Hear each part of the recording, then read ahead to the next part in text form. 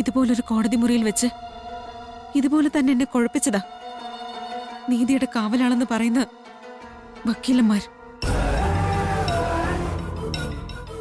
അതിന് വിലയായി എന്റെ അച്ഛന് തടവറയില് വർഷങ്ങളോളം കിടക്കേണ്ടി വന്നു. ഒടുവിൽ അദ്ദേഹത്തിന്റെ ജീവനും.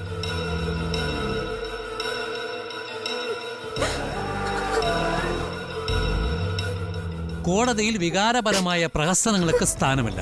ഇവിടെ തെളിവാണ് പ്രധാനം. പ്രതി കോടതിയെ വൈകാരികമായി സ്വാധീനിച്ച് വഴിതെറ്റിക്കാൻ നോക്കുകയാണ്. വിഷയത്തിലേക്ക് മടങ്ങി വരാൻ അനുവദിക്കണമെന്ന് ബഹുമാനപ്പെട്ട കോടതിയോട് ഞാൻ അഭ്യർത്ഥിക്കുകയാണ്. ബഹുമാനപ്പെട്ട കോടതി, ഞാൻ പറയുന്നത് വിശ്വസിക്കണം. ആ രത്നങ്ങള് എങ്ങനെ എന്റെ മുറിയിൽ വന്നെന്ന് എനിക്ക് അറിയില്ല. കുട്ടി, പ്രോസിക്യൂട്ടർ പറഞ്ഞു തന്നെയാണ് ശരി. കോടതിയുടെ മുന്നിൽ തെളിവുകൾക്കാണ് സ്ഥാനം.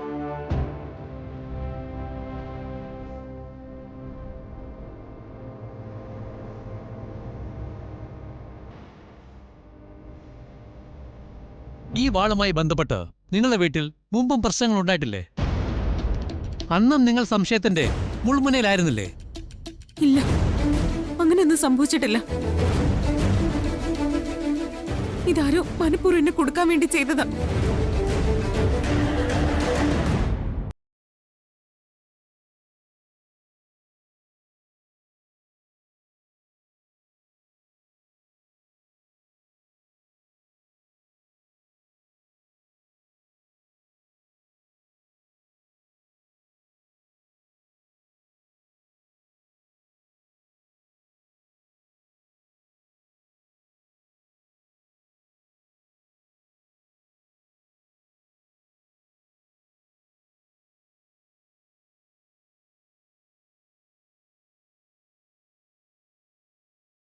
പാത്രമെടുത്ത് നിങ്ങൾ മുറിയിൽ വെച്ചു. എന്നിട്ട് സൗകര്യം വരുമ്പോൾ വിൽക്കാനായി വാള് നിങ്ങൾ എവിടെയോ മാറ്റിവെച്ചു. പറയൂ, എവിടെയാണ് നിങ്ങൾ ആ വാൾ ഒളിപ്പിച്ചു വെച്ചിരിക്കുന്നത്?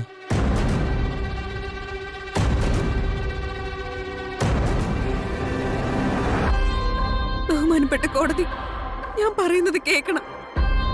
എന്റെ കുഞ്ഞിനെ കാണാനില്ല. അതിന്റെ വിഷമത്തിലാ ഞാൻ. എങ്ങനെയെങ്കിലും എന്റെ കുഞ്ഞിനെ കണ്ടുപിടിച്ച് തരണം. നിങ്ങൾ പ്രസവിച്ച കുഞ്ഞാണോ അത്?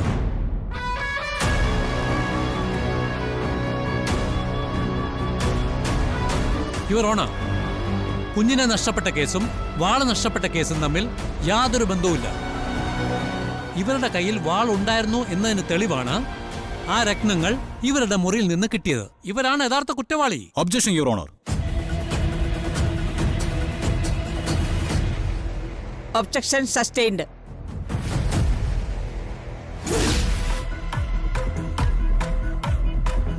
യുവർ ഓണർ, പണ്ടൊരു കഥ കേട്ടിട്ടുണ്ട്.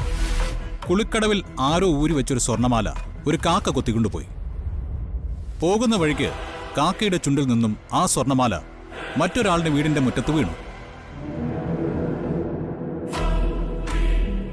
അയാളുടെ മകൾ അതെടുത്ത് കഴുത്തിലണിഞ്ഞു. പക്ഷേ അന്വേഷിച്ചു വന്നപ്പോ അയാൾ പ്രതിയായി. നിരപരാധിയായ അയാൾ ശിക്ഷിക്കപ്പെട്ടു. ഇവിടെ യഥാർത്ഥത്തിൽ അയാൾ കുറ്റവാളിയാണോ?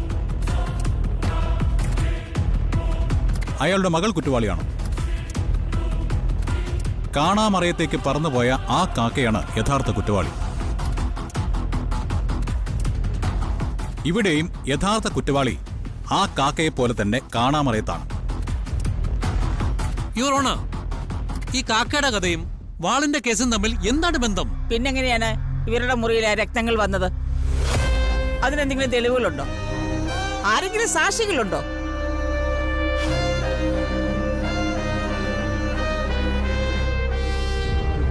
യുവർ ഓണർ, മാഡത്തിന്റെ വീട്ടിൽ ഇന്നലെ രാത്രി ഒരു മോഷണം നടന്നില്ലേ?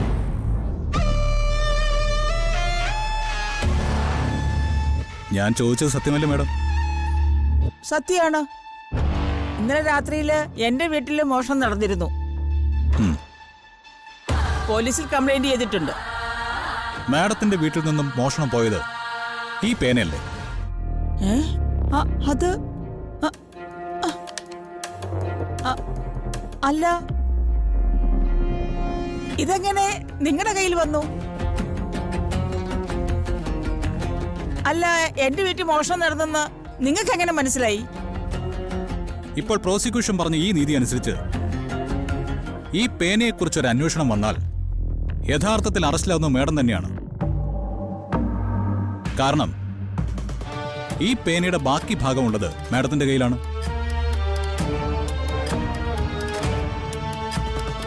എന്റെ വീട്ടിൽ നിന്ന് പേന മോഷിച്ച കള്ളൻ അതിന്റെ ക്യാപ്പ് എന്റെ ബാഗിലിട്ടു.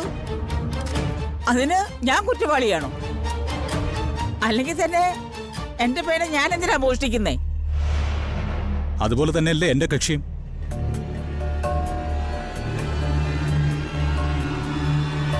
ചെമ്പകമംഗലത്തെ പാരമ്പര്യ സ്വത്താണ് ആ ഉടവ.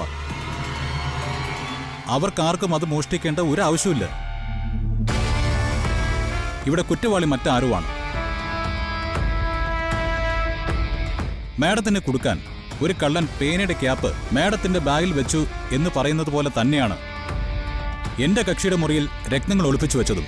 ആ, അത് കളിക്ക്. Low point perfect. പക്ഷേ സീനിയർ എന്താ പറഞ്ഞു വരുന്നത്? സംശയത്തിന്റെ ആനുകൂല്യം എല്ലാവർക്കും ഉള്ളതാണ്. എന്റെ കക്ഷിക്കും അത് കിട്ടാനുള്ള അവകാശമുണ്ട് എന്ന് മാത്രമേ ഞാൻ ഉദ്ദേശിച്ചുള്ളൂ.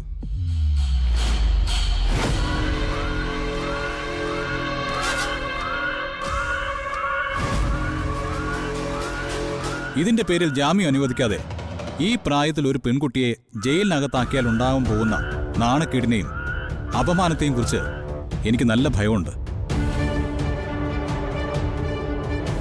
നിരപരാധിയായ ഈ പെൺകുട്ടി ജയിലിൽ പോയാൽ ആ കുടുംബത്തിന്റെ അവസ്ഥ എന്താവും? ഇവരുടെ ഭർത്താവ് ഒരു IPS ഓഫീസറാണ്.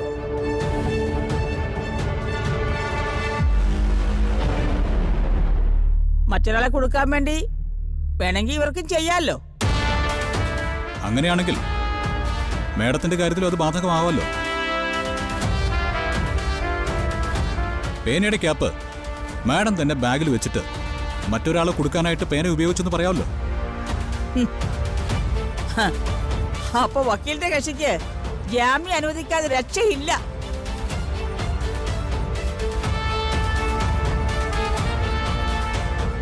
പ്രോസിക്യൂഷൻ കൊണ്ടുവന്ന ഈ കേസ് യഥാർത്ഥത്തിൽ ഒരു കള്ളക്കേസാണ്.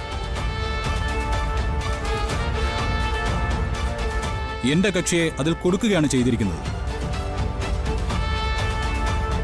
ഈ കേസിൽ യഥാർത്ഥ സത്യം തെളിയിക്കാൻ, നിരപരാധികൾ ശിക്ഷിക്കപ്പെടാതിരിക്കാനും സംശയത്തിന്റെ ആനുകൂല്യത്തിൽ എന്റെ കക്ഷിയെ ജാമ്യത്തിൽ വിടണമെന്നും വാളിന്റെ കേസിൽ പുതിയൊരു അന്വേഷണത്തിന് കോടതി ഉത്തരവിടണമെന്നും ഞാൻ താഴ്മയായി അപേക്ഷിക്കുന്നു. സീനിയർ ഒരു കാര്യം ഓർക്കണം. ഇത്തരം പ്രാക്ടീസ് ഞാൻ എന്റെ കോടതി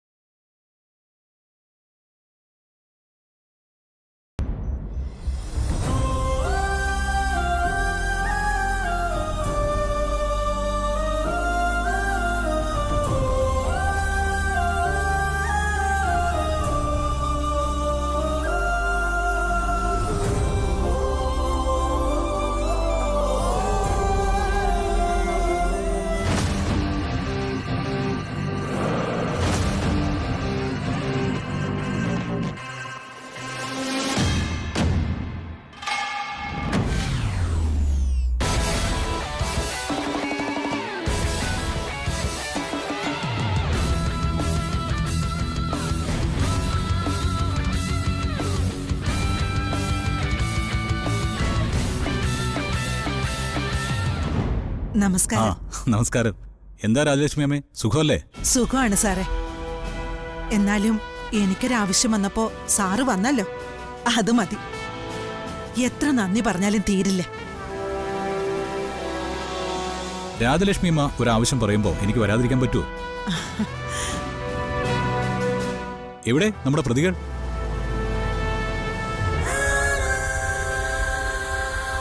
ആ,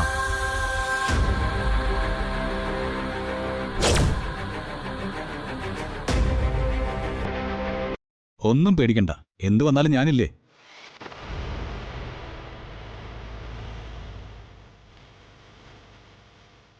ആ, ഡൽഹിയിലേക്ക് പോകുന്നതിന് മുമ്പ് എനിക്ക് തറവാട്ടിലൊന്ന് കയറണം. ആ, എന്നാ ശരി.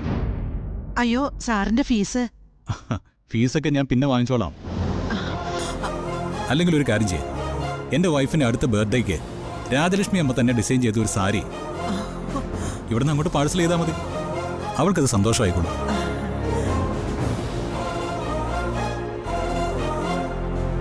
അന്ന് കല്യാണത്തിന് രാജലക്ഷ്മി അമ്മ ഡിസൈൻ ചെയ്ത് കൊടുത്ത സാരി അവൾ ഇന്നും ഭദ്രമായിട്ട് സൂക്ഷിച്ചു വെച്ചിട്ടുണ്ട്. തീർച്ചയായിട്ടും അടുത്ത ബർത്ത്ഡേക്ക് എന്റെ വക ഒരു ഗിഫ്റ്റ് അങ്ങെത്തും. അത് ഞാൻ തന്നെ കൊണ്ടുവന്ന് തരും. എന്നാൽ അത് അവൾക്ക് കൂടുതൽ സന്തോഷമാവും. ആ, അപ്പൊ ശരി, കാണാം. ശരി. ശരി, ഓക്കെ. ആ.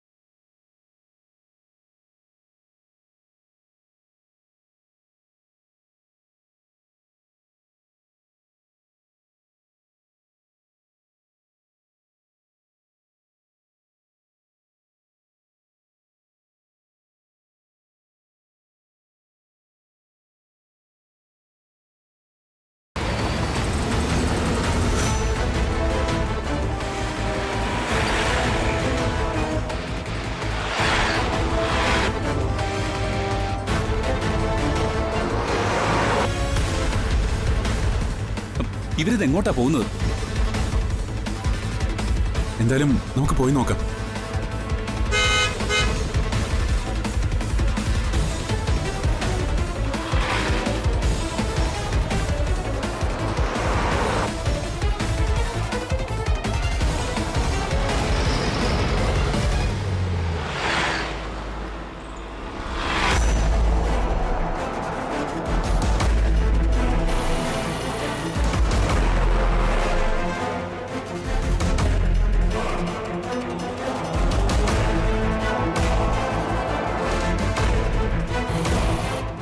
അവര്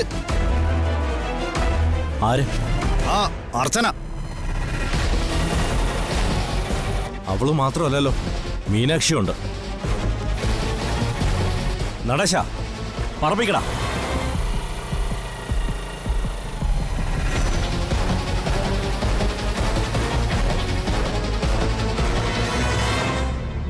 വണ്ടി ആനച്ചാൽ കാട് വഴി പോട്ടടാ. രണ്ടെണ്ണത്തിനെയും കാട്ടാനക്കൂട്ടം അങ്ങ് തീർത്തോളും.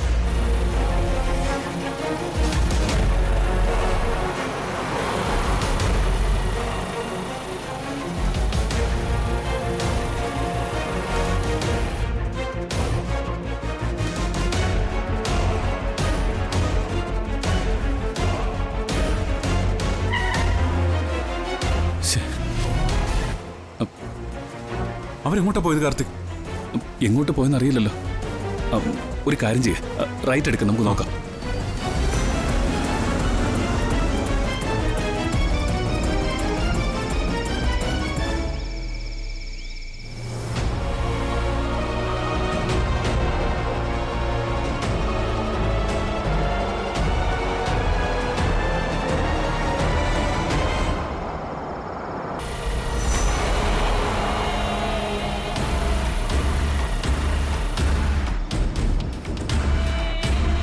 പെമ്പിള്ളേർ രണ്ടും കൽപ്പിച്ചാണല്ലോ. രണ്ടിനും ഒരു പണി കൊടുക്കണമല്ലോ. നടശ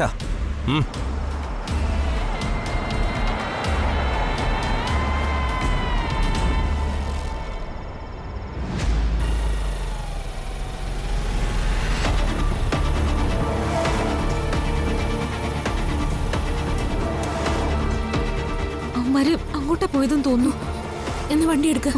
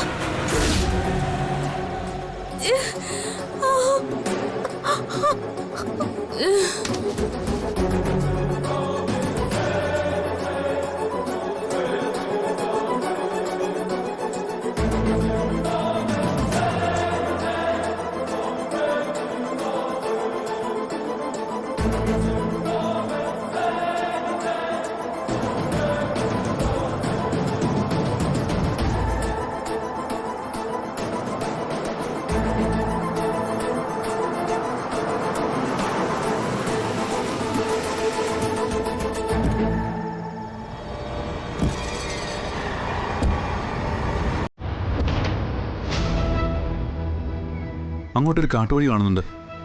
നമുക്ക് അവിടെ പോയി നോക്കാം. വാ വാ.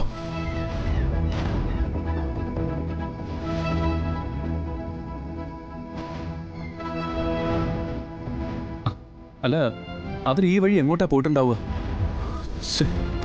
ഒരു പിടിയുമില്ല. അങ്ങോട്ട് പോയി നോക്കാം.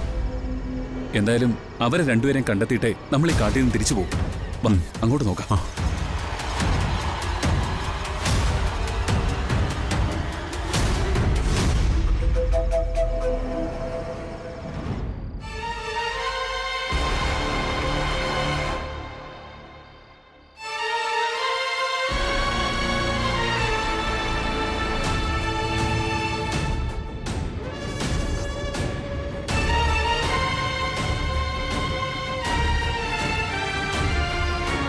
മോളെ നന്ദിനി,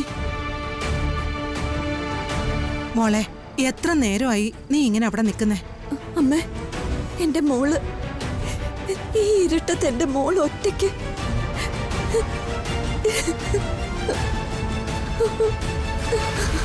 മോളെ നീ ഇങ്ങനെ വിഷമിക്കാതെ.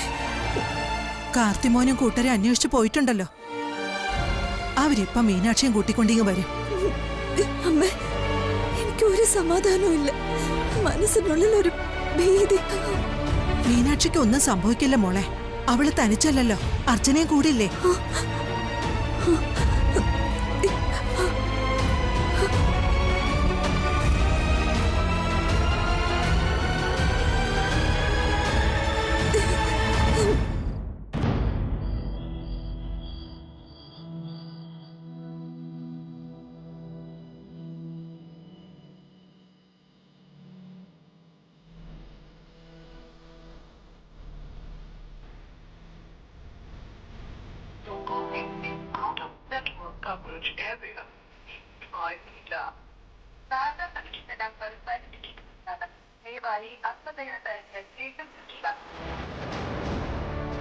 അച്ഛാ, അച്ഛനിങ്ങനെ ടെൻഷൻ അടിച്ച് ഇല്ലാത്ത അസുഖമൊന്നും വരുത്തി വെക്കണ്ട.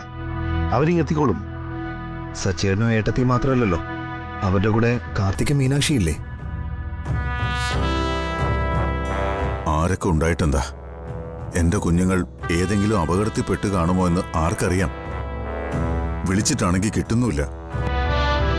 അർച്ചനയ്ക്ക് എന്തെങ്കിലും സംഭവിച്ചാൽ എനിക്കത് ഓർക്കാൻ കൂടി വയ്യ.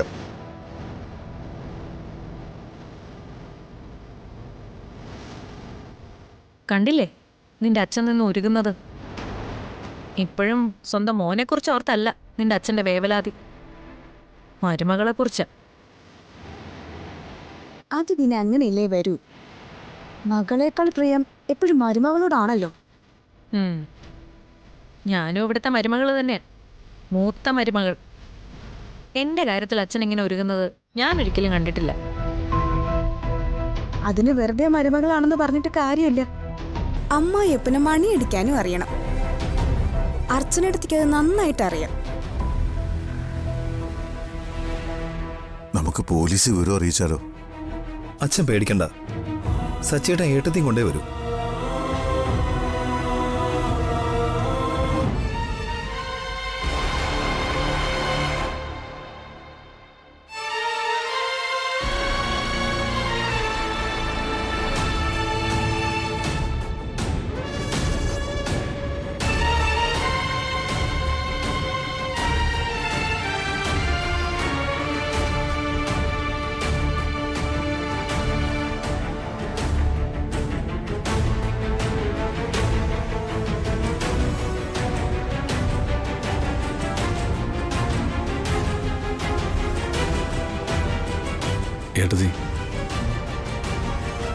ഏട്ടത്തി ഇങ്ങനൊന്ന് വിഷമിക്കാതെ. കാർത്തിക് അന്വേഷിച്ച് പോയിട്ടുണ്ടല്ലോ, അവൻ മീനാക്ഷി കൊണ്ടേ വരൂ. ഏട്ടത്തി അങ്ങോട്ട് പോ, അവിടെ ഒന്ന് സമാധാനമായിട്ടിരിക്കാം.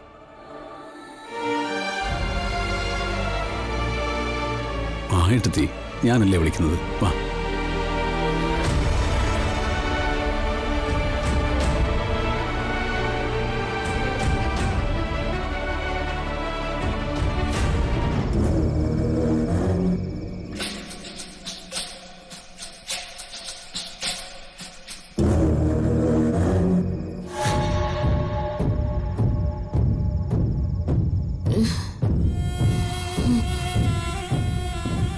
സച്ചി, നമുക്കേ ഇങ്ങോട്ട് നോക്കാം. വാ, ഇവിടേക്ക് നോക്കാം, വാ.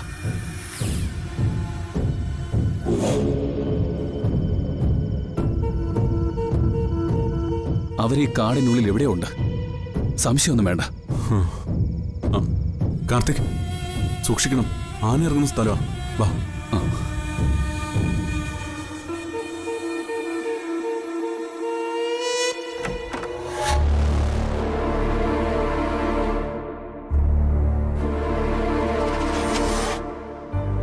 അച്ഛാ, ഈ ഗുളിക കഴിക്കേ.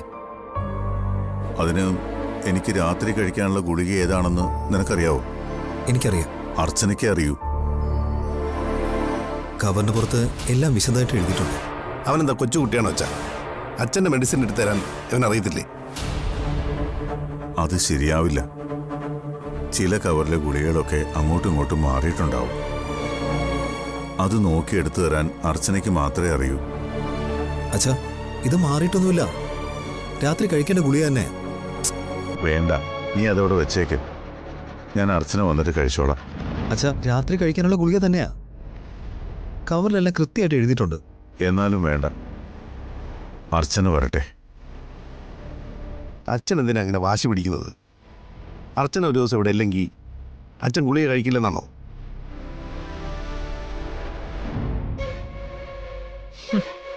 അവൾ അങ്ങ് ചത്തുപോയാ നിന്റെ അച്ഛൻ ഗുളിക കഴിക്കുന്ന നിർത്തുവോ? അതോ മരുമോളുടെ കൂടെ ചാവുവോ? ഈ വീട്ടിലുള്ള വേറെ ആർക്കും ഒന്നും അറിയില്ലെന്നാ നിന്റെ അച്ഛന്റെ വിചാരം. ഇതൊക്കെ വേണമല്ലേ ഏട്ടത്തിക്ക് പഠിച്ചു വെക്കായിരുന്നു. അമ്മായി അച്ഛനെ പരിചരിക്കുന്നതേ ഇളയ മരുമകൾക്ക് മാത്രമല്ല, മൂത്ത മരുമകൾക്കും ആവാം. ആദ്യമൊക്കെ ഞാൻ തന്നെ അല്ലേ ഇതൊക്കെ ചെയ്തോണ്ടിരുന്നെ. എന്റെ സ്ഥാനം അവള് തട്ടിയെടുത്തതാ. ഇനിയിപ്പൊ സ്വന്തം മോള് തന്നെ അത് ഏറ്റെടുത്ത് നടത്തുന്നതാ നല്ലത്. അയ്യോ വേണ്ടായേ, അല്ലെങ്കിൽ എന്റെ സ്ഥാനം ഇപ്പൊ ഔട്ട് ഹൗസിലാ. ഞാനില്ലേ. അച്ഛാ, മരുന്ന് കഴിച്ചില്ലെങ്കിൽ BP കൂടും. അത് മറക്കരുത്. ദാ, ഇത് കഴിക്കേ. കഴിക്കച്ച.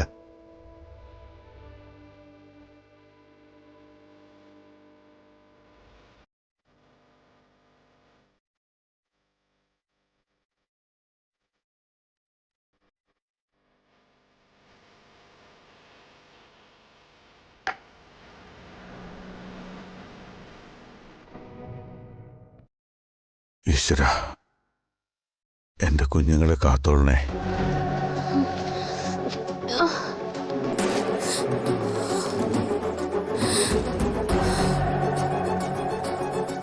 മീനാക്ഷി, മീനാക്ഷി എഴുന്നേക്ക.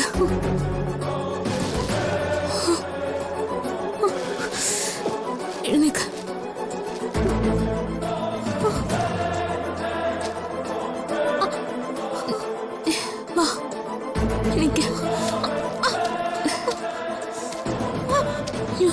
എന്റെ കാലിന് വല്ലാത്ത വേദന. നടക്കാൻ പറ്റുമെന്ന് തോന്നുന്നില്ല. മീനാക്ഷി വാ, ഞാൻ പിടിക്കാം. പതുക്കെ.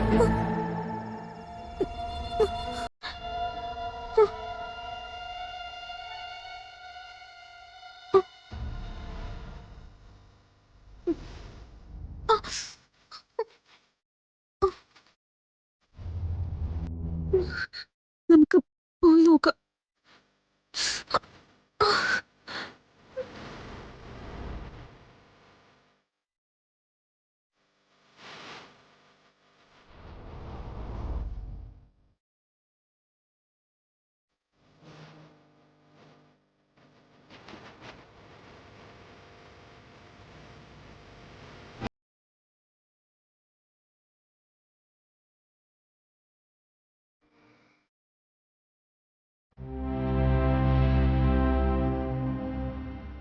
ആൾതാമസം ഉണ്ടെന്ന് തോന്നുന്നു. വിളിച്ചു നോക്കാം. ഇവിടെ ആരും ഇല്ലേ? അകത്ത് ആരെങ്കിലും ഉണ്ടോ?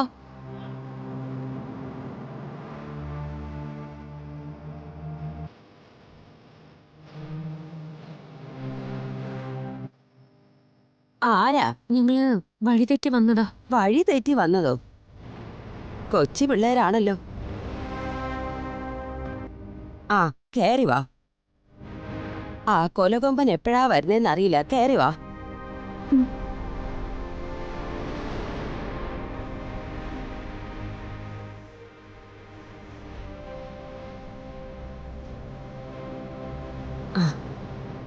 അവിടെ ഇരിക്കെ.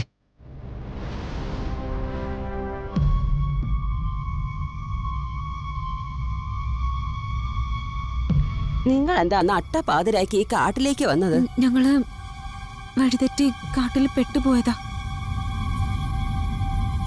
വരുന്ന വഴിക്ക് ഞങ്ങളൊരു കുഴിയിൽ വീണു. അയ്യോ, എന്നിട്ട് വല്ലതും പറ്റിയോ? ദേ, ഇവളുടെ കാലൊക്കെ നല്ല പോറലുണ്ട്. എന്റെ കാലും ചെറുതായിട്ട് ചതഞ്ഞിട്ടുണ്ട്. ആ, സാരമില്ല മക്കളെ, ഇത് കണ്ണടച്ച് തുറക്കും മുമ്പ് മാറും. അതിനുള്ള മരുന്നൊക്കെ എന്റെ അടുത്തുണ്ട്, ഞാൻ പുരട്ടിത്തരാം. നിങ്ങളിരിക്കെ, ഞാൻ മരുന്ന് പറിച്ചെടുത്തിട്ട് വരാം.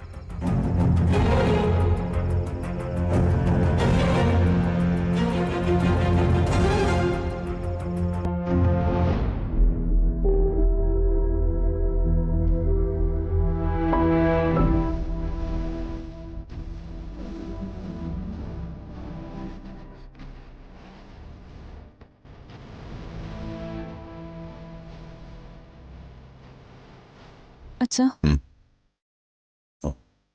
സമയം ഒരുപാടായി, പോയി കിടക്ക്. കിടന്നാലും ഉറക്കം വരില്ല മോളെ.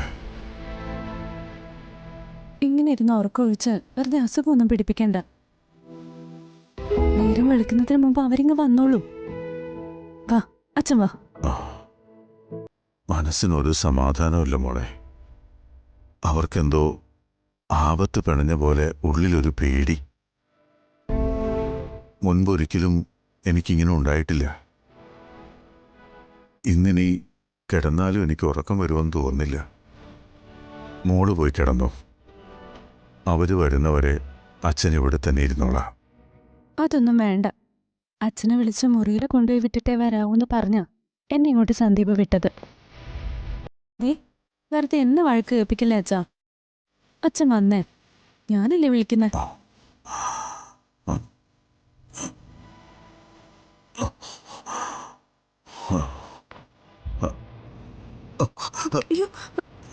ഞാൻ പറഞ്ഞില്ലേ, എത്ര നേരമായി ഇരിപ്പ് തുടങ്ങിയിട്ട്. കാല് നന്നായിട്ട് പെരുത്തിട്ടുണ്ടാവും. അപ്പൊ ഒറ്റയ്ക്ക് എഴുന്നേറ്റ് ഇവിടെ എവിടെയെങ്കിലും വീണിരുന്നെങ്കിലോ. വാ, ഞാൻ പിടിച്ചോളാം. മനസ്സിന്റെ ശക്തി ചോരുമ്പോഴാ ശരീരത്തിന് ബലം നഷ്ടപ്പെടുന്നത്. ഞാൻ ആകെ തളർന്നു. അതുകൊണ്ടാ ഞാൻ പറഞ്ഞത് പോയി കിടക്കാൻ. അച്ഛൻ വാ. വാ.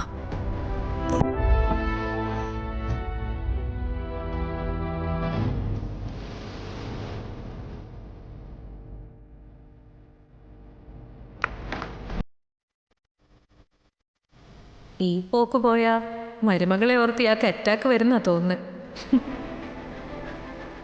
ഇങ്ങനെയുണ്ടോ ഒരു മരുമകൾ സ്നേഹം? ഇതിൽ മാത്രം എന്ത് കൂടോത്രമാണാവോ അവൾ ഇയാൾക്ക് കൊടുത്തത്.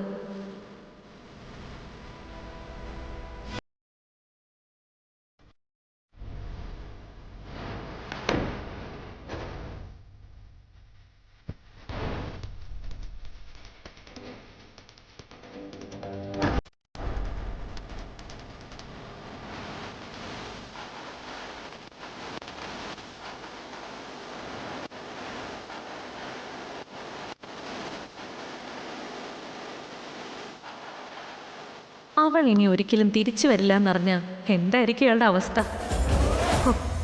അമ്മായിയച്ഛനും മരുമോക്കും തെക്കേ പറമ്പിൽ 2 കുഴി ഒഴിക്കായിരുന്നു.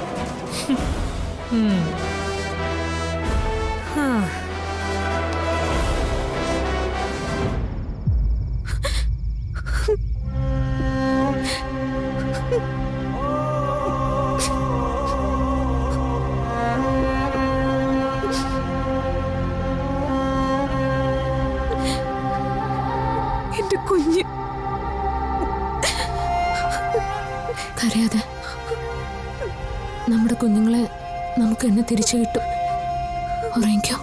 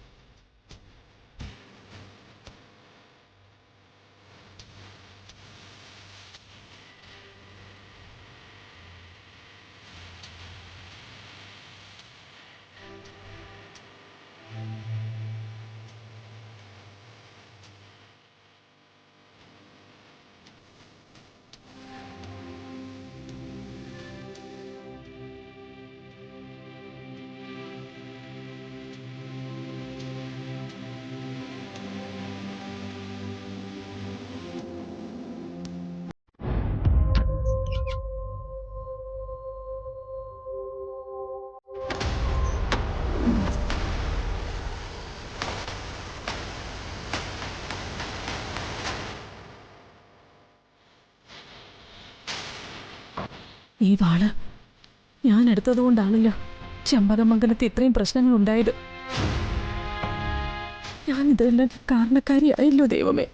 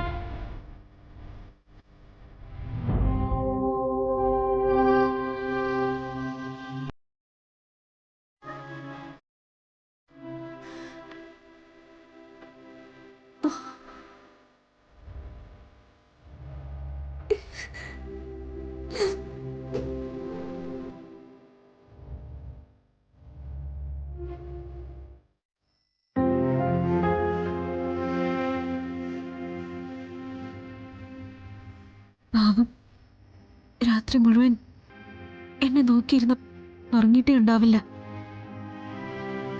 അർച്ചനെ, അർച്ചനെ, നേരം വെളുക്കാറായി, എഴുന്നേക്ക്.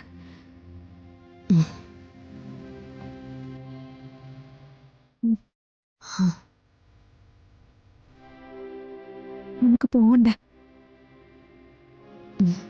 മീനാക്ഷിയുടെ ക്ഷീണമൊക്കെ മാറിയോ? ഒന്ന് ഇറങ്ങി എഴുന്നേറ്റപ്പോ വേദനയൊക്കെ നല്ല കുറവുണ്ട്.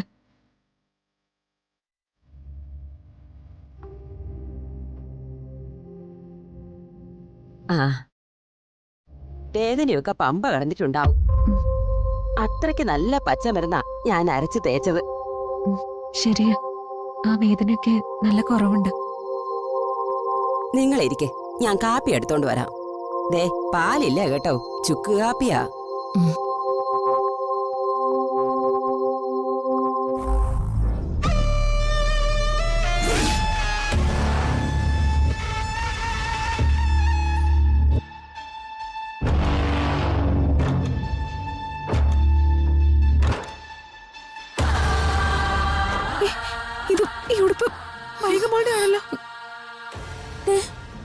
ഇത് എന്റെ കുഞ്ഞിന്റെ ഉടുപ്പാ.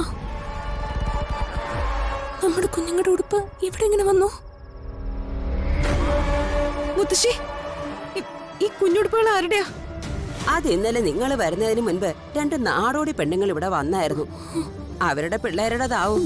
പോയപ്പോ എടുക്കാൻ മറന്നതാവും. നമ്മുടെ കുഞ്ഞുങ്ങൾ ഇവിടെ അടുത്തെവിടെയുണ്ട്. നമുക്കിനി ഇവിടെ നിൽക്കണ്ട, വേഗം പോ.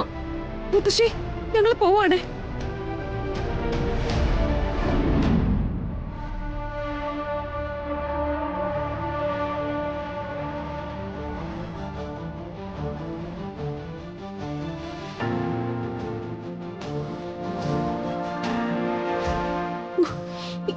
ഇവിടെ നിന്ന് എങ്ങനെ പോവും? ഇനി അടി നടക്കാൻ വയ്യ. ഏതെങ്കിലും ഒരു വണ്ടി വരാതിരിക്കില്ല.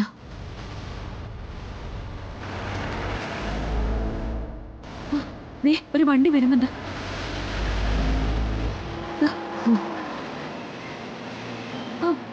നിർത്തണേ ചേട്ടാ, എനിക്കൊരു ലിഫ്റ്റ് തരുമോ? കേറിക്കോ.